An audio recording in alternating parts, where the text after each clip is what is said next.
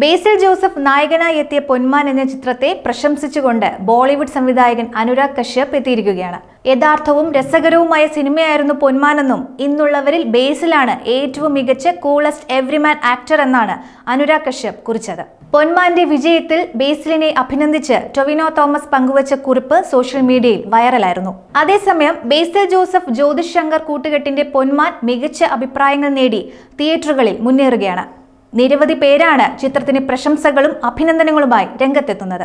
GR ഇന്ദുഗോപന്റെ തിരക്കഥയിൽ ജ്യോതിഷ് ശങ്കർ സംവിധാനം ചെയ്ത സിനിമ മികച്ച പ്രതികരണം നേടി തിയേറ്ററുകളിൽ മുന്നേറുകയാണ്. GR ഇന്ദുഗോപന്റെ 4-5 ചെറുപ്പക്കാർ എന്ന നോവലിനെ ആസ്പദമാക്കിയാണ് ചിത്രം ഒരുക്കിയിരിക്കുന്നത്. അജിത് വിനായക ഫിലിംസിന്റെ ബാനറിൽ വിനായക അജിത്ത് നിർമ്മിച്ച ചിത്രത്തിൽ ബേസിൽ ജോസഫിനെ കൂടാതെ സജിൻ ഗോപു, ലിജോമോൾ ജോസ്, ആനന്ദ് മന്മഥൻ, ദീപക് പറമ്പോൾ എന്നിവരാണ് മറ്റു പ്രധാന വേഷങ്ങൾ അവതരിപ്പിച്ചിരിക്കുന്നത്. 2003 ശേഷമുള്ള കാലഘട്ടത്തിൽ കൊല്ലം ജില്ലയുടെ തീരദേശത്ത് നടന്ന ഒരു വിവാഹവും അതുമായി ബന്ധപ്പെട്ട് പറ്റിക്കപ്പെടുകയും ചെയ്ത് അജേഷ് എന്ന ചെറുപ്പക്കാരന്റെ ജീവിതവും സിനിമയായപ്പോൾ ഒരു റിയൽ ട്രൂ സ്റ്റോറി എന്ന നിലയിൽ സിനിമയ്ക്ക് വലിയ സ്വീകാര്യതയാണ് ലഭിച്ചുകൊണ്ടിരിക്കുന്നത്.